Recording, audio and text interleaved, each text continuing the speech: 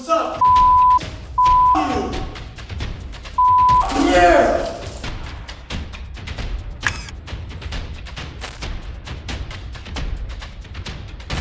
My personal life is No. your business. Melissa Hardwick has already begun to interrupt. Go now.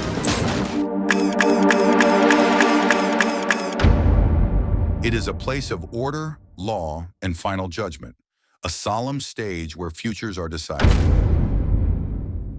But what happens when that solemnity is shattered? What happens when a defendant, cornered and with nothing left to lose, decides to unleash chaos? Today, we are counting down 8 of the most shocking, violent, and unforgettable courtroom outbursts ever caught on camera. From calculated attacks on their own lawyers to desperate last-ditch escape attempts and all-out brawls with the judge, these are the moments when the rule of law was met with pure, unhinged defiance. Prepare to see the justice system pushed to its absolute limit. The hot-headed headbutt, Daniel Stewart Berry. We begin in Mississippi with the case of Daniel Stewart Berry, a 21-year-old business student whose charge was for strong-armed robbery. The crime itself was brazen. He leaped over a store counter, put a female clerk into a headlock, and grabbed just $20 from the cash register before fleeing. But if his crime was desperate, his behavior while being transported to court was something else entirely.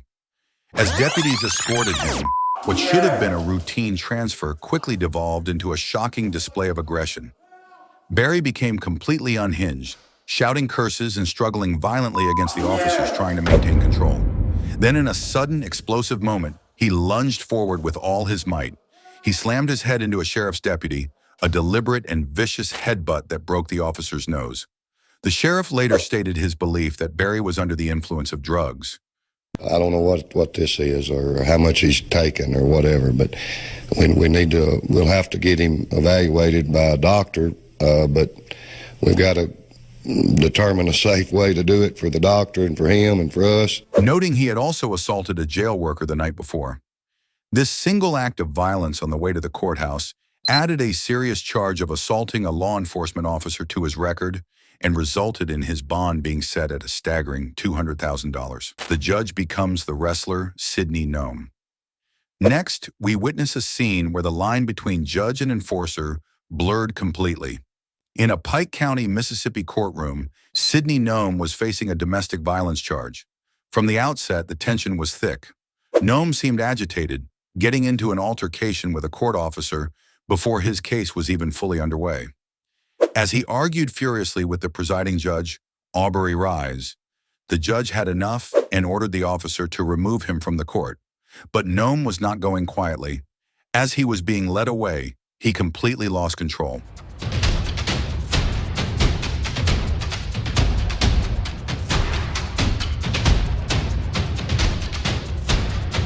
First, he grabbed a large stack of papers from a table and hurled it directly at Judge Rise.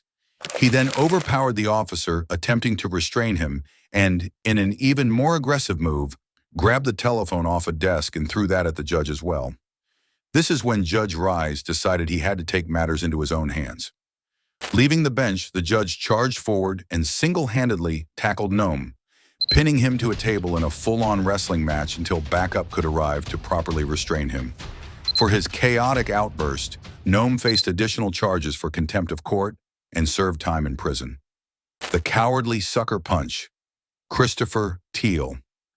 In a Seattle, Washington courtroom, Christopher Teal was facing a competency hearing for heinous charges of first-degree sexual assault and unlawful imprisonment. He was accused of following a woman into a dealership restroom and attacking her. As the hearing began, Teal sat beside his appointed lawyer, Reed Birkland, seeming almost amused by the proceedings. The court was in session, and his lawyer stood up to address the judge. Without any warning, without a single word of provocation, Teal snapped.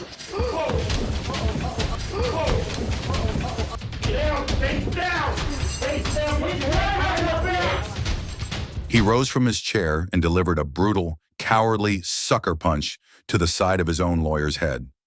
The courtroom erupted into chaos as police officers immediately tackled Teal to the ground. A spit hood was placed over his head as he was subdued and forcefully removed from the courtroom. The lawyer, Reed Birkland, was thankfully unhurt, but promptly withdrew from the case. For Teal matter. No. Okay. I have a question though. Are you running a diminished capacity or insanity or anything of that nature? I don't have anything to talk to you about. The next time Teal appeared in court, officers took no chances. He was heavily strapped to a restraint chair.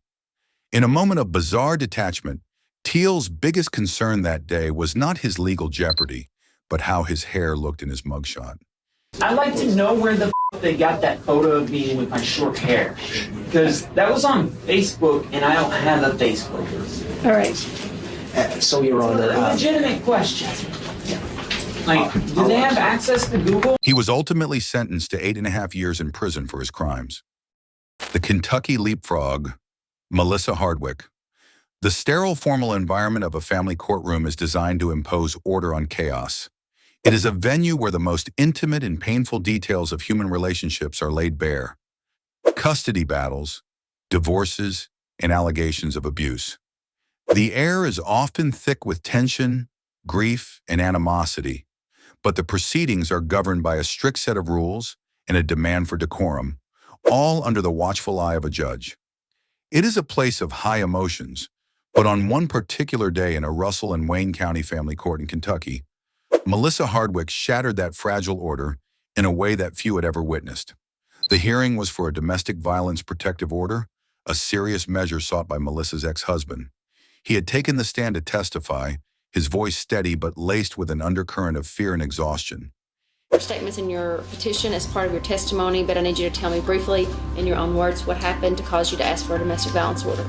Yes, Your Honor. Things have been escalating, I guess, since the first of the year. And Melissa's had a couple MIWs and a couple arrests. And she got out of jail in, I guess, April. And she started, we hadn't really had anything personal up until that point. She got out of jail in April. He began to explain to the judge why he felt such an order was necessary, detailing a pattern of behavior that he claimed had been escalating. The crucial point in his testimony, and the apparent trigger for what was to come, was his mention that Melissa's volatility had worsened significantly since her recent release from jail. For Melissa, seated at the defendant's table, this public airing of her private struggles was a fuse being lit. The line between a legal proceeding and a personal attack blurred in her mind, and her self-control snapped. She erupted from her chair, her voice a raw shout that cut through the quiet courtroom. "My personal life is none of his business," she bellowed. It was a cry of pure fury, a rejection of the court's authority to dissect her life. My personal life is No. your business, John. It has nothing to do with Miss you Hardwick? boys. No. You will be held in contempt of this court if you become I don't disruptive. care. I haven't done anything to this court. I haven't done anything to... The judge, accustomed to emotional outbursts, immediately intervened, his voice firm and unwavering. He warned her that her behavior was unacceptable and that she would be held in contempt of court if she did not compose herself. This is a standard judicial tool, a final chance for a disruptive individual to regain control. Melissa, however, was far beyond the point of de-escalation. She met the judge's warning with open defiance. "I don't care," she shot back, the words dripping with contempt. With that, she had crossed a line from which there was no return. The judge had no choice but to act. You will be arrested for contempt of It court. doesn't make any difference. You will serve 10 days for contempt of court. For most, this would have been a sobering wake-up call, the moment reality set in. For Melissa Hardwick, it was a declaration of war. What happened next transformed a case of courtroom disruption into a legendary display of unhinged rage. As the sentence was pronounced, something within her broke completely. She let out a wild, guttural scream that echoed off the courtroom walls. Then, in a shocking feat of explosive athleticism, she launched herself forward, using the table in front of her as a springboard. She literally leapfrogged over the barrier, flying through the air in a direct, menacing lunge aimed squarely at the judge on the bench. It was a direct assault on the symbol of the law itself. For a heart-stopping moment, it seemed she might reach her target. But the court's deputies, trained for precisely these kinds of volatile situations, reacted with lightning speed. They converged on her midair, intercepting her just as she was about to crash over the judicial bench. They tackled her to the ground in a tangle of limbs, the impact echoing through the stunned silence. The immediate physical threat to the judge was neutralized, but Melissa's rampage was not over. Even as she was pinned to the floor and restrained, she continued to fight, her body writhing with fury. She unleashed a torrent of verbal threats, her screams promising violence and retribution. The entire event, from her initial shout to being subdued on the floor, lasted only a few moments, but it left the courtroom in a state of shock. The legal system, designed to resolve conflict with words and reason, had been met with a primal physical assault. The consequences for Melissa were swift and severe. Her initial 10-day sentence for verbal contempt was now a footnote. Her physical attack on the court resulted in a host of new, far more serious charges. Her single explosive antic, born of uncontrolled rage, had turned a minor jail sentence into 120 days in prison, forever cementing her place in the annals of outrageous courtroom behavior as the Kentucky leapfrog. The lawyer's cheap shot, Joseph Zieler. This next case involves a shocking betrayal aimed at the one person in the room whose job was to defend him. Joseph Zieler, a double murder suspect, was on trial in Cape Coral, Florida, for a gruesome crime that had gone cold for over 2 decades. In 1990, 11-year-old Robin Cornell and her babysitter, Lisa Story, were murdered. The case remained unsolved until 2016, when Zieler's DNA, collected after a separate arrest, was matched to evidence from the crime scene. Now, Joseph Zieler was actually arrested for another crime, and that's how detectives were able to get his fingerprints and DNA samples. His sample was put into a database called CODIS, and that database also stores unknown DNA samples, including those from the Cornell Story case. Now, when the system ran, that's when detectives got a hit linking Zieler to this 26-year-old murder case. After a long trial, the jury found him guilty of first-degree murder. Verdict. We, the jury, find as follows as to count 1 of the charge. The defendant is guilty of first-degree murder of Robin Cornell. We, the jury, find as follows as to count 2 of the charge.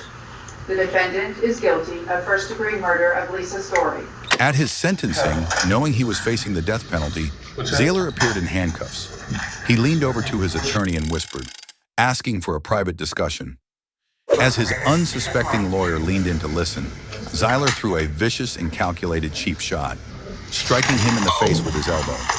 The stunt did nothing to alter Zieler's fate. If anything, it solidified the portrait of a remorseless and violent man that the prosecution had painted for the jury. An attack on one's own counsel is seen as an attack on the very foundations of the legal process. It demonstrated a complete and utter contempt for the system that had, until that moment, afforded him every right and protection, including the right to a vigorous defense. It was a final, ugly glimpse into the character of a man capable of committing the heinous murders for which he was being sentenced. The court's decision was unequivocal, concluding that Joseph Zieler had, by his crimes and his conduct, forfeited his right to live. The judge sentenced him to the death penalty for both murders. His final act in the courtroom was not one of remorse or reflection, but a cheap shot that served only to confirm the darkness in his soul. All right, let's talk about a case that truly gets under your skin. We expect a certain theater in the courtroom, a place where even the most heated emotions are bound by rules and decorum. But every now and then, an actor appears on that stage who refuses to follow the script, who sees the law not as an authority to be respected, but as an enemy to be desecrated. When the outburst you witness isn't a loss of control, but a chilling demonstration of it, you know you're looking at something different. What if the defiance is calculated, the contempt is genuine, and the person at the defendant's table wants you to know just how dark their soul really is? For that, you need to know the name Bass Webb. They started pulling on the threads of his life. There's no way I want to try this case or have any further proceedings, or I'll have to see you for one further setting. Set preliminary hearing for next week. Charge. Dusting off old files, and soon a horrifying pattern emerged. The cold case files of 2 women, Briar Runnels and Sabrina Farrow, landed on their desks. Both were former girlfriends of Webb. Both had been brutally murdered. The evidence began to connect Webb to their long unsolved deaths. The picture was now complete. Webb wasn't just a violent man, He was a predator who had hidden in plain sight, a killer who had walked free for years. When he was finally brought back to court to answer for these murders, he had undergone a chilling transformation. He walked in with his head shaved, revealing a fresh, sinister tattoo. As he sat down, a ripple of shock and horror moved through the courtroom as people realized what they were looking at. It was a declaration of war, inked permanently onto his skin for all to see. A murder hit list. There, etched on his head, was a grotesque manifesto of his hate, a list of his enemies, including the names and titles of judges, prosecutors, and police officers he intended to kill. He wasn't hiding his intentions in a secret journal. He was advertising them on his own body. The spitting, the riot, the murders. They weren't separate chapters. They were all part of the same grim story of a man whose contempt for humanity was so profound, he chose to wear it on his skin. Webb was ultimately convicted, buried under sentences that ensure he will never walk free again. But his case remains a terrifying reminder that sometimes the most shocking courtroom antics are not a sign of a man breaking down, but a monster finally and proudly showing you his true face. The flying felon, Deobra Redden. But for our final story, I have to prepare you for something else entirely. This isn't just a courtroom outburst. It's an event so shockingly violent and audacious that the video instantly went viral, leaving millions of people speechless. This is the story of a man who, when faced with justice, decided to physically launch himself at it like a human missile. This is the case of the flying felon, Deobra Redden. We often speak of the thin veneer of civilization, that fragile layer of decorum and law that separates us from our most primal instincts. Nowhere is that veneer more essential than in a courtroom, a place where raw human conflict is meant to be processed through the calm, sterile machinery of justice.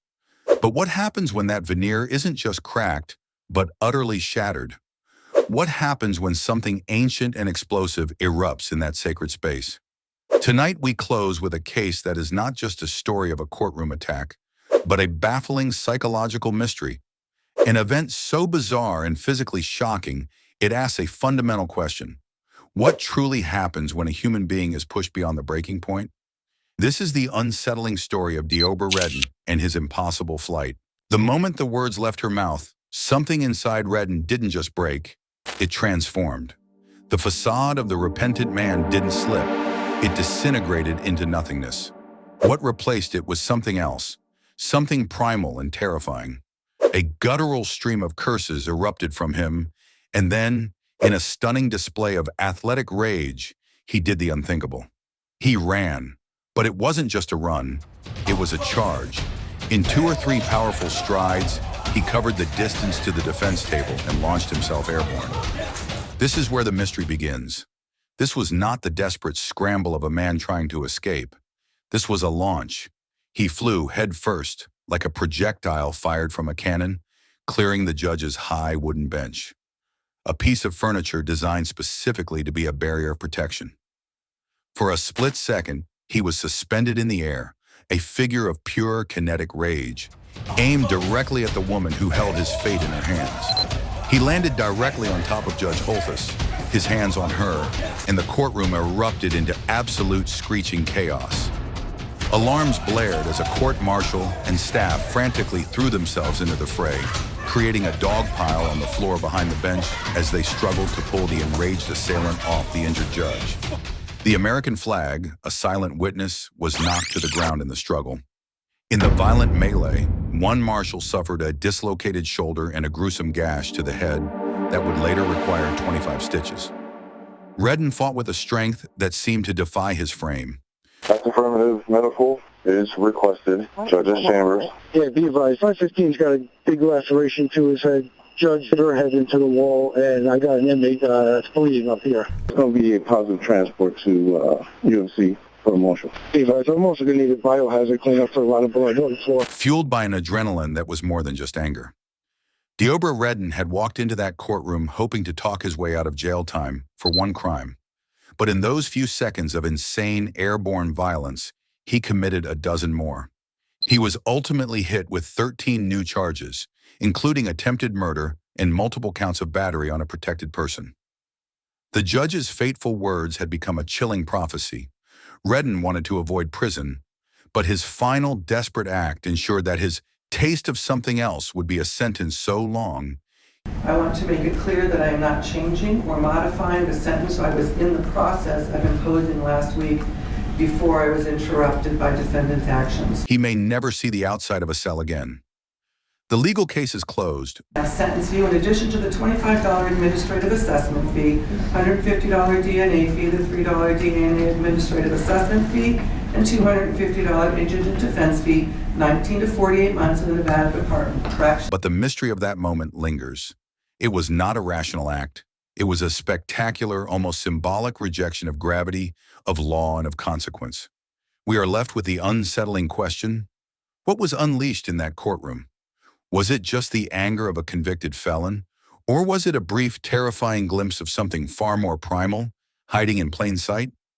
From the shocking leap of Deobra Redden to the sinister defiance of Bass Webb, these incidents are a stark reminder of the dangers that judges, attorneys, and law enforcement officers face every single day. Each case shows a breaking point, a moment where decorum was replaced with desperation and rage, forever captured on camera. We have to ask, which of these courtroom meltdowns did you find the most unbelievable? Let us know your thoughts in the comments section below. If you found this countdown compelling, please support the channel by hitting the like button and subscribe for more shocking true stories. Don't forget to ring that notification bell so you never miss another upload. Thanks for watching.